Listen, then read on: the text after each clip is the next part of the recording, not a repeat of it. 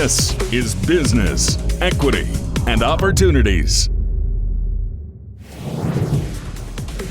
The Oxford English Dictionary defines entrepreneurship as the activity of setting up a business or businesses, taking on financial risks in the hope of profit. If this sounds like you, this is your show. This is Business, Equity, and Opportunities. I'm Scott Sander. We're reaching out every week to anyone who's considered launching a business. We speak to successful entrepreneurs, community leaders, our own team of experts. They share their experiences, expertise, successes, and the occasional setback.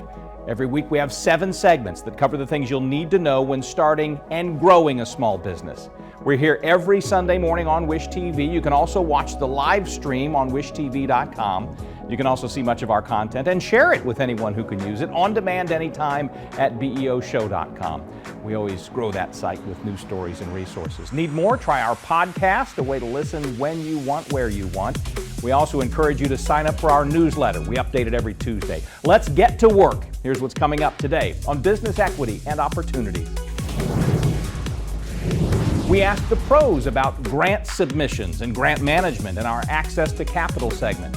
Jane King is keeping an eye on bills that are moving through the Indiana State House and how Wall Street reacts to them. Also, the Indiana Society of CPAs is watching the State House as well. Eskenazi Health is teaming up with HBCUs to provide internships. Our industry focus celebrates National Engineers Week, and the Morales Group shares its success story. We begin this episode, as we always do, by getting started. This week's focus, how to secure your budding business infrastructure against hackers and other digital bad actors. This is Business, Equity, and Opportunities. Getting started. Jeremy Miller is the CEO of Lionfish Cyber Security. He stresses the importance of having a plan for cybersecurity in your business model. Hackers know they don't have security. It's easy to get in, it's easy to get out. I was just up at Hamilton County the other day, and the kids were coming up because we have a program up there right now teaching cybersecurity. And they were like, well, what is cybersecurity? I said, well, think of it like this. You're at home, you leave all your windows open, your doors, your garage door, and you leave. Do you expect nobody to walk in and take your stuff? No, they're gonna see it's wide open, they come take it. It's the same way with cybersecurity. We just can't see it. It's still happening. All those doors were open. You just need somebody to shut the doors, monitor it, make sure, and do good things that don't keep the doors open again, right? And that's kind of what we do to help companies get through that. We've built out a whole program for compliance, training those companies on what those doors are. You know, this video here in the background is explaining to a company or a new person getting into the industry, what is it? Okay, we try to put it down to the lowest denominator. I'm a lowest denominator. I mean, I'm a business owner, right? So we've got to bring it down to the level that we understand, because it's a foreign knowledge to everybody else. And I understand that. And so doing that, and then we built a whole apprenticeship program to topple into our, not topple, but to work integrated into all of these steps. So now we're working on with universities to bring our system into their classroom to teach college kids, right? Cybersecurity, hygiene, compliance, and then we can get them out there as an intern or an apprentice, working real world stuff, doing on-the-job training with the local community, right? We can't do all the services, right? We can't do all the training, but we can provide a platform for others to do it, and that's what we want to do. I'll give you one example of why this process will work in the cybersecurity realm. Well, first of all, cybersecurity it's guerrilla warfare. It's unconventional, right? Nobody knows how to fight it very well except for the professionals. C-suites don't even understand how to deal with it, and they listen to their professionals for bigger companies, and sometimes they weren't even wanting to give them the money to defend it, right? So that was a problem. But now that's coming away. People are having to do it. Cyber insurance, all these things. But if we go back to the part of why this will work. So I use this example so people can I try to bring that down to this level. So right after 9/11, 6 special forces teams were sent to Afghanistan. They were subsequently called the Horse Soldiers, won awards and things like that for that. But what they did was that they took some of the teams that worked with the local warlords that didn't like each other. They had their own fiefdoms, right? But they did have one thing. They had a common enemy, right? That was the Taliban. They brought them together, they worked, we focused them in on that thing, and many people don't even know this. They actually had the Taliban surrender in 2.5 months. Now, our government had done some other things. We decided to do nation building, and I don't want to go into all that because that's above my pay grade, but they had actually had the Taliban surrender in that time period. I see cybersecurity in the same light. We're all these fiefdoms. Everybody's warlords. I got this, I got that. They're all going after the same grant money. The MSPs and MSSPs are going after the same money. We're fighting over ourselves to protect the country, which is what we really need to be doing and focusing together. So that is really what Lionfish is about, is how can we bring an ecosystem together where everybody plays nice and we actually accomplish this mission of saving some of these, all of the companies if we can, right? But not all of them are gonna listen, unfortunately, right? Until something bad happens. And we get back to, well, what's really going on in this industry, right? But yeah, that's what Lionfish is about, and that's what we've done. Getting started, made possible by the Indiana Economic Development Corporation. If you'd like to know more about the work that Lionfish Cyber Security does or any of the topics we cover, we have links at beoshow.com. If you'd like to ask us a question, maybe appear on our show, email us at beo@wishtv.com. Up later this hour, Jane King joins us with potentially good news for small businesses.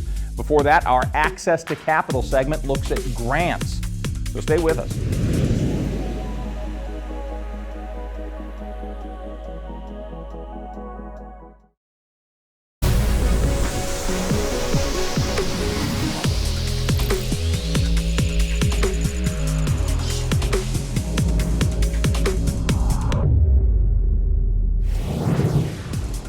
Welcome again to Business Equity and Opportunities. I'm Scott Sander. It is time for Access to Capital. Today we're talking about grants, how to submit them, how to manage them.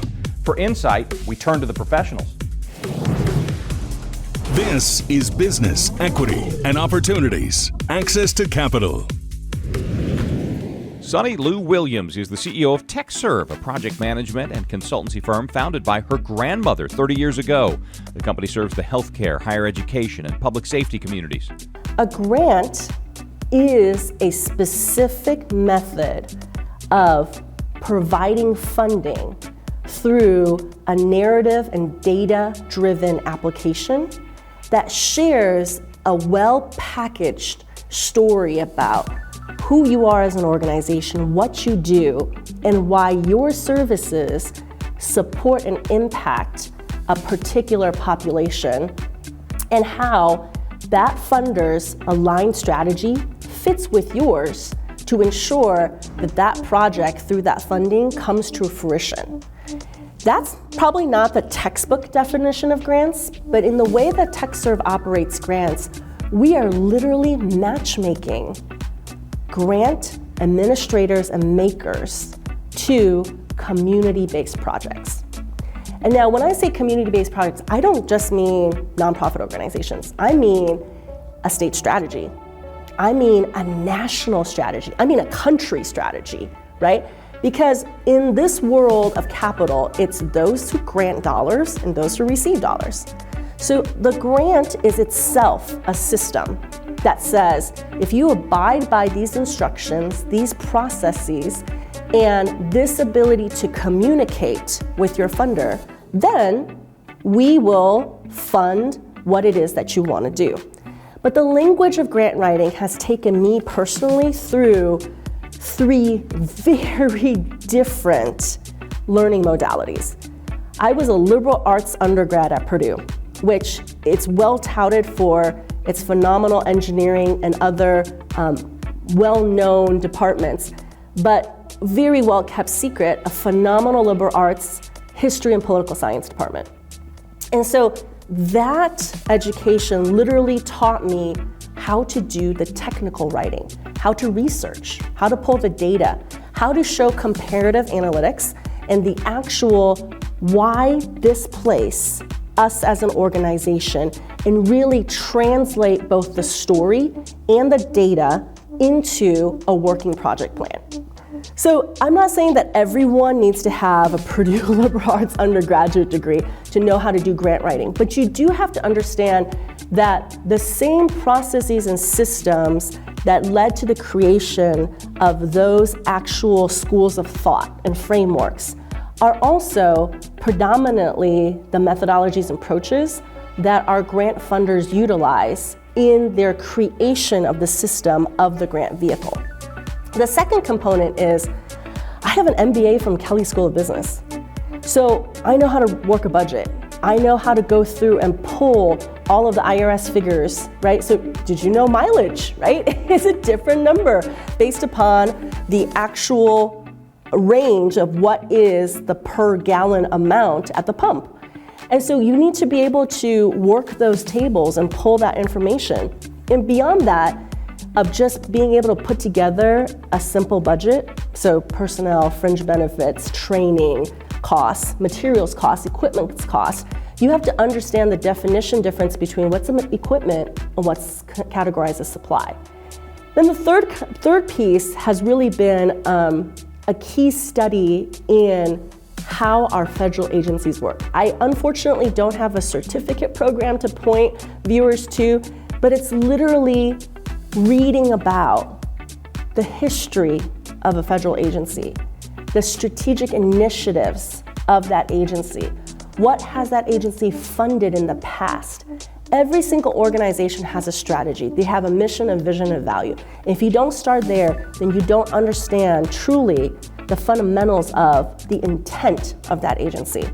Then, as we all know, a written document doesn't always convey everything in strategy sessions for those funders, right? So having a relationship is important, not just a relationship for that grant opportunity, but an overall relationship to say, I care as a taxpayer what this agency is doing and how that agency is intending to better the lives of the residents of the US that it serves. The federal budget is that fundamental document. The federal budget is a system unto itself. And it is a budget that showcases to you what's going to be funded where, follow the money. And then ultimately, it is a look into federal agencies have to vie for those dollars just like we look at what is the best fit in application. And when there's a reallocation or when there's new budget, you know something big is about to happen. So all of those data sets are there. And I hail back to what my grandmother said, which is read the instructions, understand the process, work it, then figure out how to navigate the system. Too many people ask the question, how do I get the money? They're not asking the strategic question of, what do you want to fund? How do you want to fund it? Here's what we do. What is the best way to package that to provide a strategic collaboration ongoing? If you'd like to learn more about the work that Techserv does, visit our website, beoshow.com. Coming up later, the president of the Indiana Society of CPAs explains the difference between a CPA and a regular A, accountant. Before that, bills making the rounds at the State House could well affect your small business. Jane King looks at it at the other side of these messages.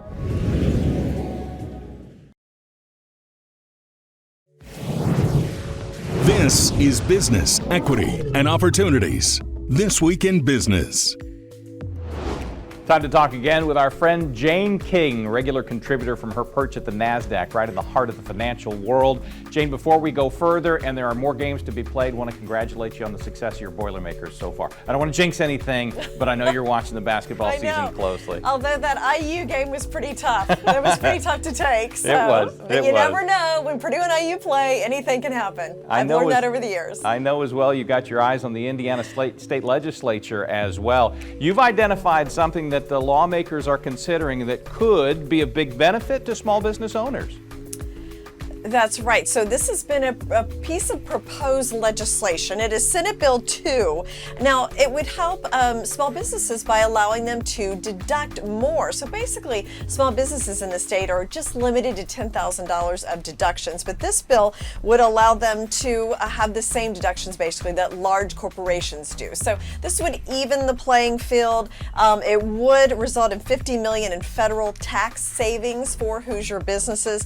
So many small businesses businesses, of course, that could use that relief, could use some help. They could use the money to hire more people, increase the tax base as well. So we'll follow that bill and see how it goes, what kind of amendments and changes take place, but could be something and should be something that small businesses in the state keep an eye on. And it's always interesting, too, in a budget session, which are always longer than the off-year sessions, there is more time to work through things like this. That said, there's also the budget to deal with, which can crowd other issues out. So whether this one really gains traction and makes it all the way through, I know you'll be watching, and we will too. So thank you for that. Let's talk about the larger government issues. The federal government, if business owners were giving Washington, D.C. The letter grades, the report card would not look very good, it sounds like. It would be a C or below, actually. So these are the nation's small businesses, and Goldman Sachs did a survey on how they feel is Washington helping them. And like I said, I mean, it was kind of, not so much, actually. So these small businesses felt like they didn't really understand the programs that Washington was offering for small businesses. They didn't feel like they were really all that effective. And they felt like there should be better communication between Washington and small businesses in terms of what kind of programs are available. How do you navigate those? Which ones are best for you? And so hopefully lawmakers will take this Goldman Sachs survey and make some changes to that. Well, we've had the Labor Department, for instance, here on Business Equity and Opportunities, and that's been an opportunity for people to learn more about the work there. Maybe we'll try to get in touch with more of these federal departments and agencies and administrations and try to spread the word as well. So that's interesting. Another interesting thing where you are watching all the time, of course, is this eternal question of, are we heading into a recession at the same time as is inflation getting better? It seems like this does change. It's a moving target. What's the general sentiment right there right now? It is. And I have to tell you, like a lot of longtime market participants say this is some of the hardest market conditions they have ever had to predict or navigate. So, of course, late last year, almost everybody thought we were headed for a recession. And if you listen to these interviews from Davos, the World Economic Forum, almost everybody on TV was like, we're going to be in a mild recession. I mean, you heard it over and over and over again. But here we are. We got a very strong jobs report on Friday, and you typically don't see the market adding that many jobs if you're headed for a recession. So there's kind of a head scratcher a little bit. In fact, the Treasury Secretary Janet Yellen said this week she doesn't think we're headed for a recession. So one thing I've learned in all my years on Wall Street is that consensus is usually wrong. And consensus is mild recession. So we're either headed for, not a recession or something worse than that. So we'll see what happens, but it certainly doesn't feel like we're going to be headed for a recession. We do have a lot of companies cutting jobs lately, particularly in the tech sector. So that's not so great. And I have heard some bank CEOs say things like they feel like June, July, people are going to be running out of savings. Things are going to get a little tighter. So we'll just have to watch it and see. But it's very difficult market conditions, a very different economy to navigate right now. Well, if there's nothing else I take from this conversation, it is that in Jane's august view, and you've been watching it a long time, the consensus is often wrong. Okay, that's good to know because, we presume otherwise. It's true. I mean, the markets will always surprise you. There's like a lot of sayings on Wall Street, a lot of lore, and one of them is the market will do the most damage to the most amount of people. So the consensus is always wrong is one of those things that fills that. Well, Jane, we trust you, of course, because you're watching things closely and you give us the straight truth when you join us. So weekdays on Daybreak and here from time to time on Business Equity and Opportunities. We appreciate it, Jane. Thanks. Thanks, Scott. Always great to be with you. Also developing news about news. This week, Wish TV and other organizations and philanthropies in our area announced partnerships that will bring the talents and resources together to improve access to local news in communities across the state. I had a chance to talk to the head of the project on Daybreak. Erin Bergen from Houston knows all about it. She's the board chair, a driving force behind it. Thanks for being with us. What is this, I guess, is the opening question. What's the idea? What's the goal? The simplest way to say it is more local news to more people. Like that. Right. So through our research, we talked to over 1,000 Hoosiers. We were in 79 counties, worked through 27 ambassadors. We did things like sitting outside rural grocery stores and going into neighborhoods and talking to people. And through that, we learned that people want more local news about their community to live their day-to-day life. How did it all come together? Well, I think when you start with a basic mission for journalists or news organizations, our mission is to serve the community. Our mission is to protect democracy. So we can all agree on that. And we can all agree that it's been challenging for a lot of medias for the last 10 years. So how we come together to fill these gaps is really the goal. We started in 2020 with a concern for the decrease in local journalists in the state, and then spent a year and a half doing research and really talking to people, really getting into communities to understand what people want. Coming up, Eskenazi Health teams up with HBCUs on internships. First, though, Jane King's not the only one keeping an eye on the State House. So too are the state's CPAs. Stay with us.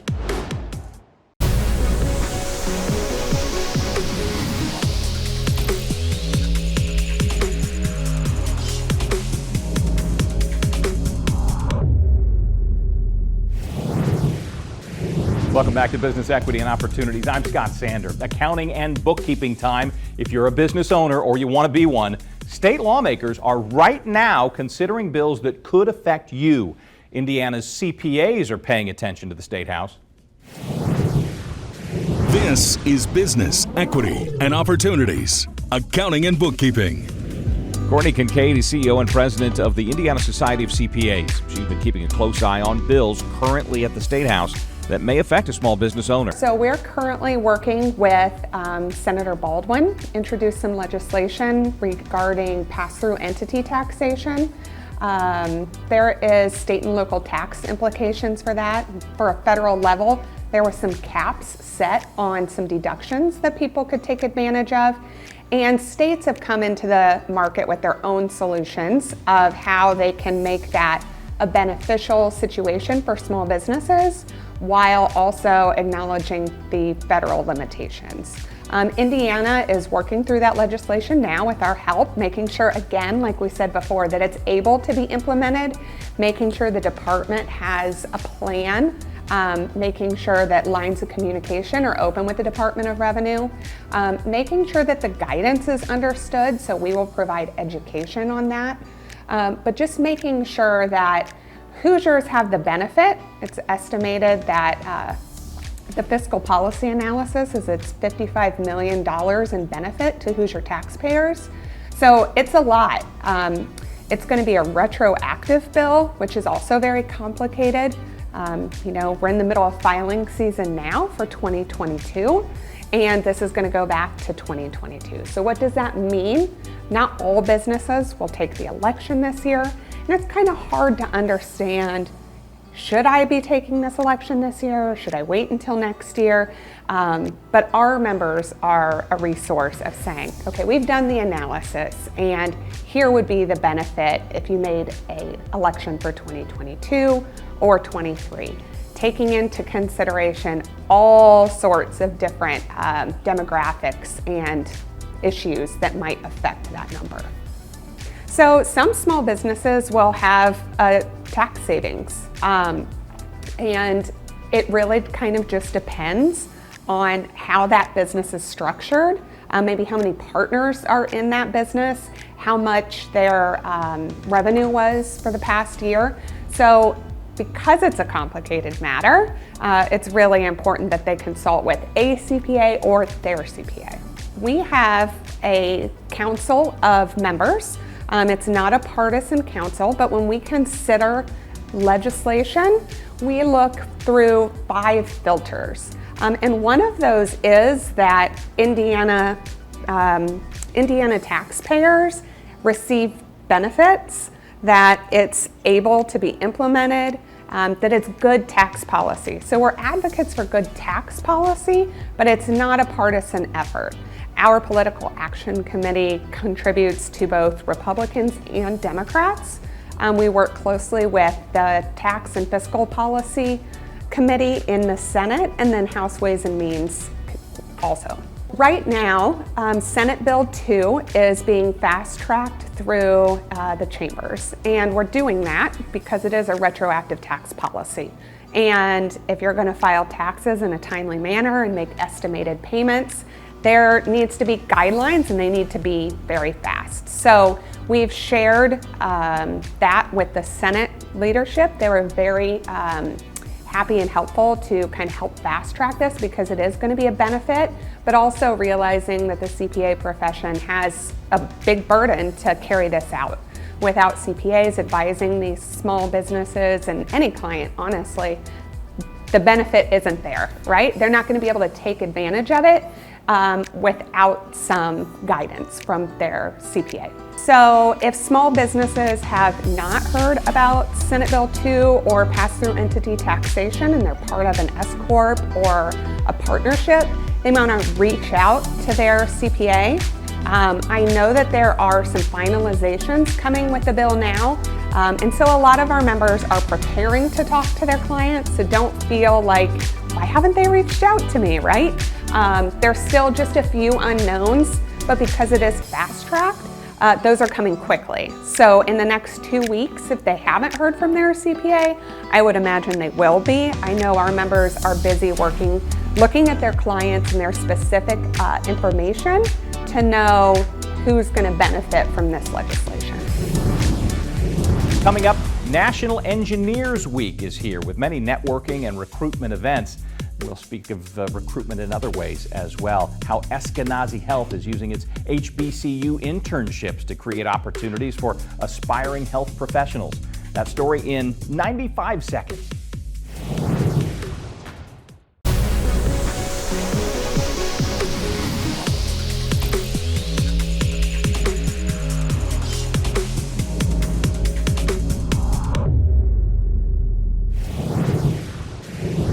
Welcome back to Business Equity and Opportunities and running your business day to day. Employers on this show often tell us they want a workforce that reflects the communities they serve. In the world of human resources, that can mean forming partnerships with like-minded organizations.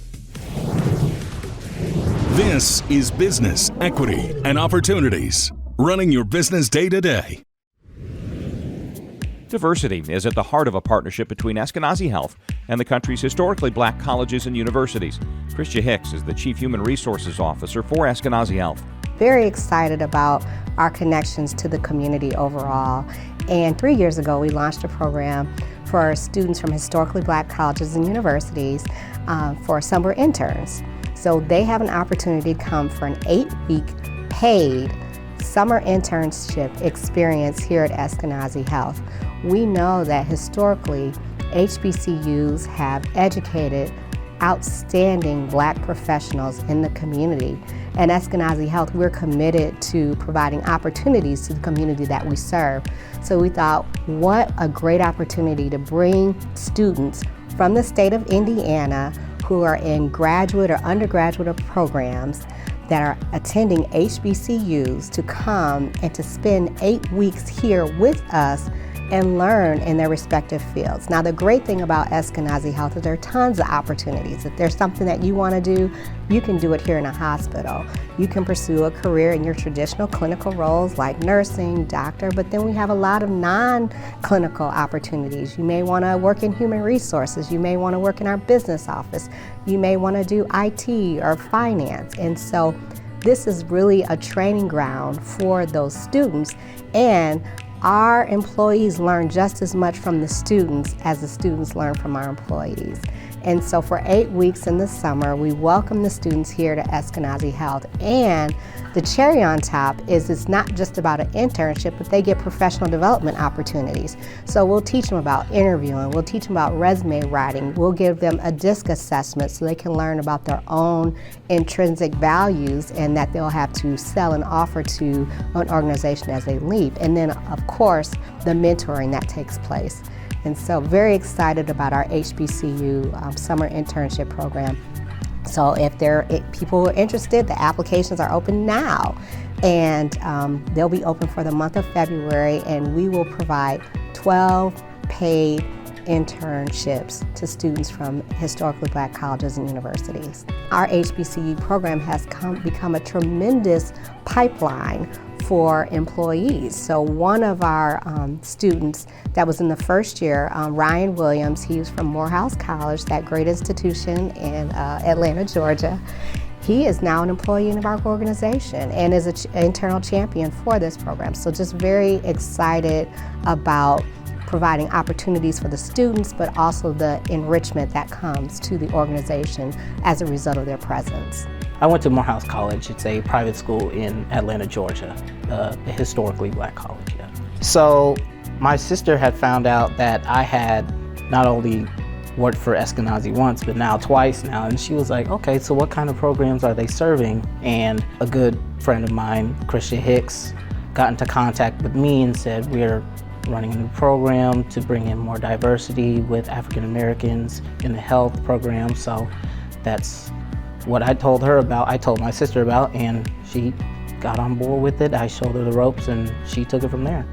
Well, I think it's important for me because it gives me a start. You know, a lot of people don't know what they're going to do when they come out of college, and I feel like this gives me at least somewhat of a plan. Well, going forward, I think that it's helped me tremendously. I work with almost every single unit in the hospital, whether it be a nurse, transport, even, you know, janitors or custodial teams. Like, I've worked with surgeons, I've seen them in action, doctors. I feel like other businesses should give people the opportunity to learn, because I feel like that's what Eskenazi does here. It's a teaching hospital from what I've seen, and they do a lot of taking students under their wings, regardless of who it is, whether it's a doctor or a physical therapist.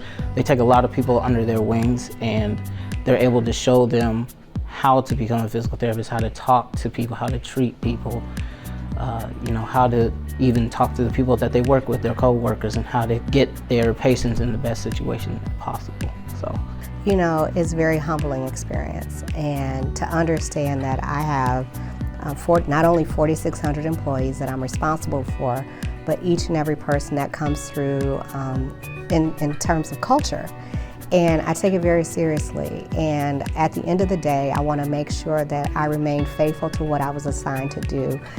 Professional development, creating opportunities, removing barriers, really to uplift and enhance the lives of our employees. That's what my job is. That's what wakes me up every day. That's what brings me in here to start a new day when, you know, I know things are getting rough, but, you know, really staying committed to making sure our employees have all the tools and resources they need to do their jobs effectively and to take care of our community that we're so privileged to serve. Later, our success story. But next, we stay on the topic of recruiting diversity as we celebrate National Engineers Week.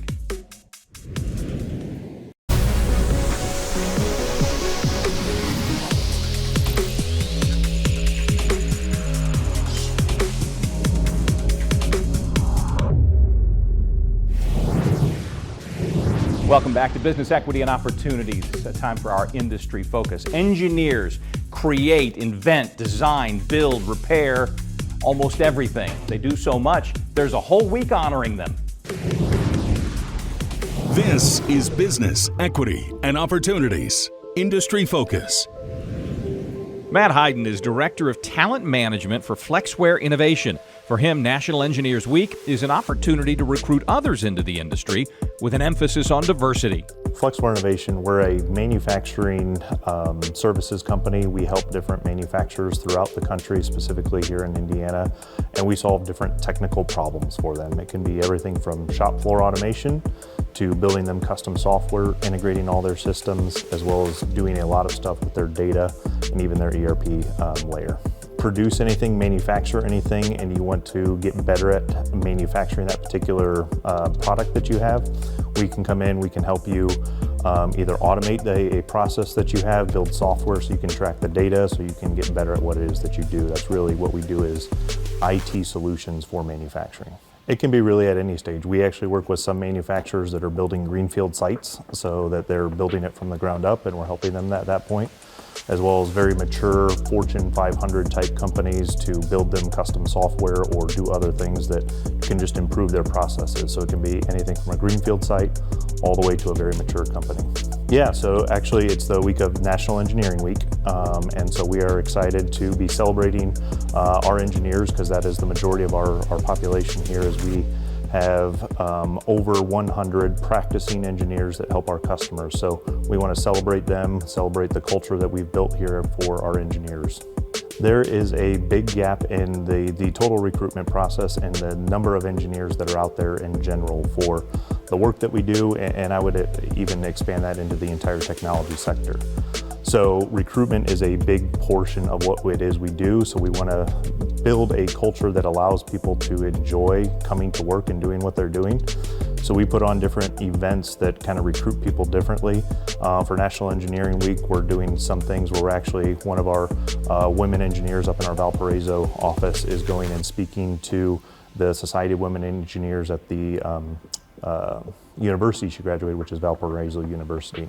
We're putting on what we call Beers with Engineers event at Topgolf here in Fishers, where we can just come and network. We invite our clients, potential candidates, and just anybody that wants to network in the manufacturing space, just as a way to see Flexware in our culture so that we can recruit people in a little differently than just a typical job posting.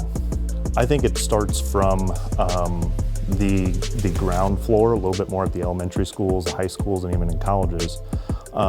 In general, there is a lack of engineers across the industry, so we need to get more and more people involved in that, and that starts at the grade school level and all that. So we're also, several of our engineers, and including myself, are going to talk to a high school robotics program and a couple different classes on what it means to be an engineer here at Flexware, as well as just in general.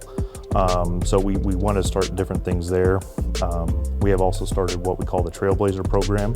That is our internship program. So it exposes college students to what it means to work in the manufacturing space, specifically for software engineers, because a lot of software engineers think that you can just go into a startup or something like that, but the manufacturing space also needs software engineers and other types of engineers. One of the things that we're doing to do diversity and inclusion, we're doing lots of things. There's several things listed on our website. One of those is we have donated to a cause called Black Girls Do Engineering. And so that's a different way to get different people involved and minorities, and we want to make an effort to, again, build from that ground up so that we can have that next generation of engineers available. Our founder, Scott Whitlock, he actually started it because he grew up in a small town in Crawfordsville, Indiana, where there was a manufacturing plant that was kind of the lifeblood, as he calls it, of that particular town. And he saw when it went away what happened to that particular town and how it kind of degraded. So he understands and he wants manufacturing here in Indiana, as well as a lot of other places as we continue to grow. So it really starts with him, and that's how he started the company, was because he wanted to make an impact on manufacturers, help them stay and evolve so that they don't go away and make the kind of negative impact that it did for him when he saw growing up. We do a lot of training here at Flexware. One of our core values is never stop learning. So we want our engineers to always be curious about what is that next thing? What can I do to evolve or help a customer solve a problem in a different way? So while we do put on actual training events internally for our employees that help build that retention so that they enjoy what they're doing, we also do it for outside people as well, to come in and educate them on some of the newest trends in manufacturing. And that just kind of builds into the engagement of our employees to stay active and always learning about what is next. If I had a crystal ball into manufacturing, I think I would say that it is continuing to grow in the technology sector. The Fortune 500, Fortune 1000 type companies are making lots of strides in technology, but it's the mid-tier manufacturers that are now getting access to some of the technology that they didn't before, and so they're realizing that they can evolve and they can use technology in a new way to help them. The passion behind Flexware for me is we care about our people. We want the best for them. We want to give them a career and opportunities that they can grow and evolve into and stay here. Again, Scott Whitlock, the reason he says we always want to grow is we want to provide opportunities for our people so they don't have to go somewhere else to find them. So that's the reason we want to continue to grow, and we want to be able to care for our people, and that really resonates with me, being able to talk to candidates on a daily basis, to be able to tell them you're going to come to a place that you get to enjoy working at. If you'd like to learn a little bit more about National Engineers Week, including some local events, visit our website, beoshow.com. When we return, still more recruiting, this time from the Morales Group. It's this week's success story. You're watching Business Equity and Opportunity.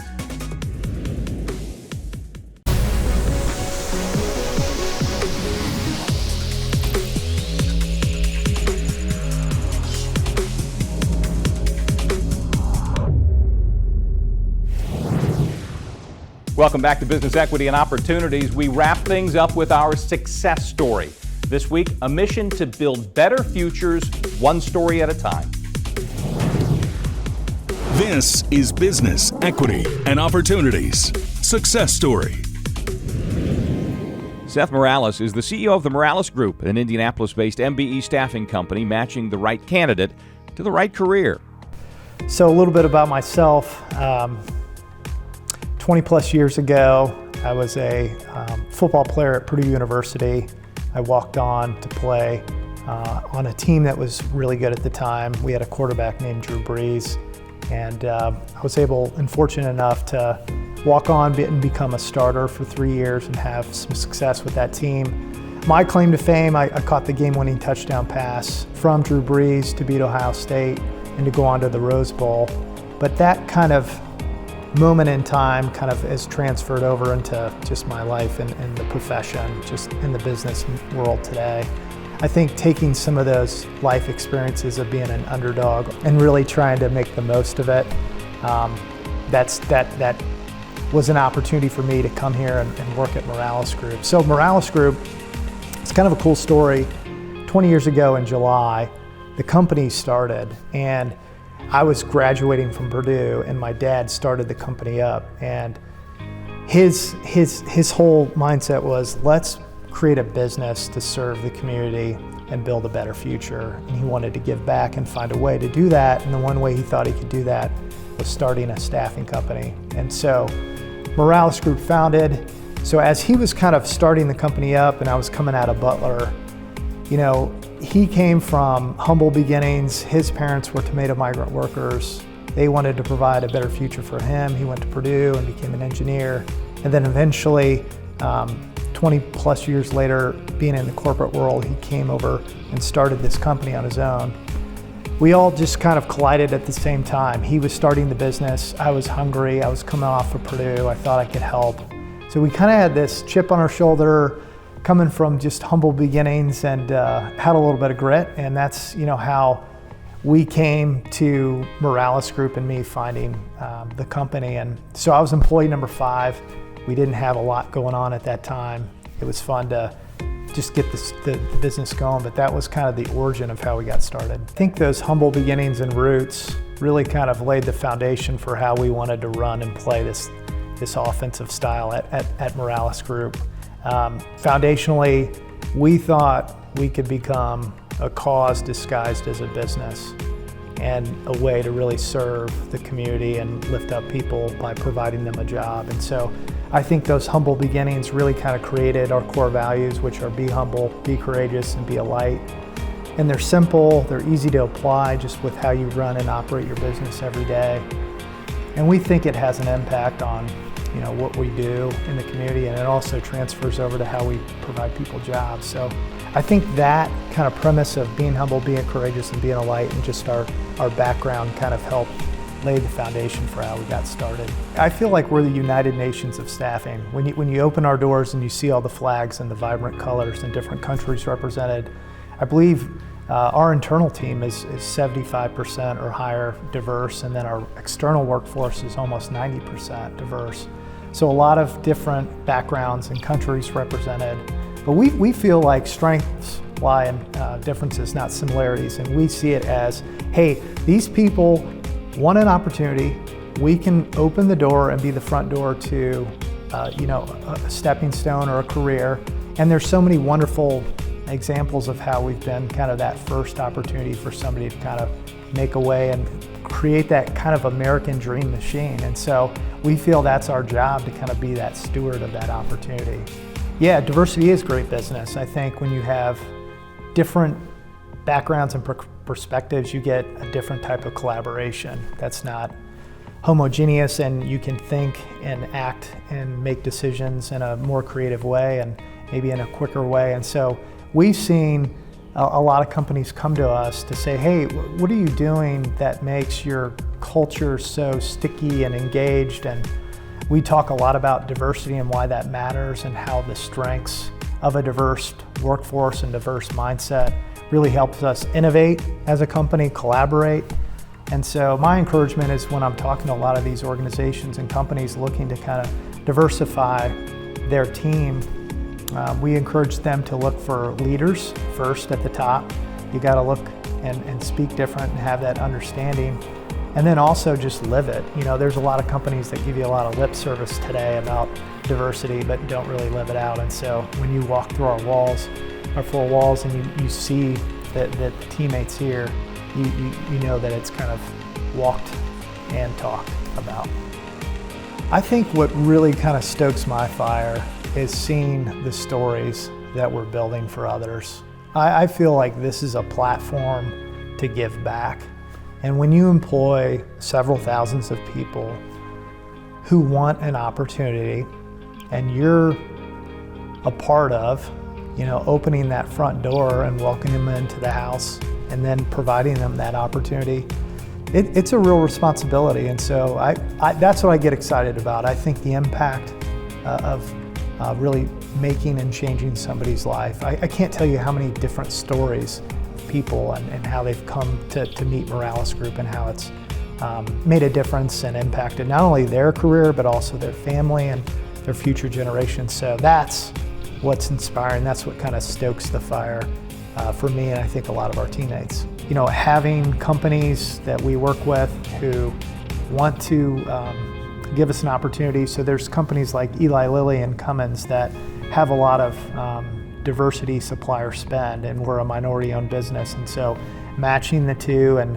mentoring and protéging these companies to be strategic suppliers to these big companies, it has a big impact. And there's a lot of small to mid-sized companies that are minority-based, and it's great when you can find a larger company who can bring in a smaller business and kind of leverage the supplier diversity angle and really kind of just, I think, rising tides raise all boats.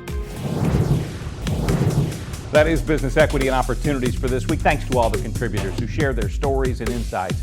We hope you find their information useful, inspiring. If you need more information, more guidance, you can find it through our website, beoshow.com. There you can also find past segments from each of the 7 weekly topics we do on the show. Listen and subscribe to our Business Equity and Opportunities podcast, part of the All Indiana Podcast Network. Sign up for our newsletter, updated every Tuesday. If you have any questions or you'd like to be part of our show, shoot us an email, beo@wishtv.com. We're always looking for new stories to share, and we're here every Sunday morning on Wish TV and streaming through wishtv.com. I'm Scott Sander. We'll be back next week with more Business Equity and Opportunities. Till then, have a great Sunday. Business Equity and Opportunities is made possible by Indiana Economic Development Corporation.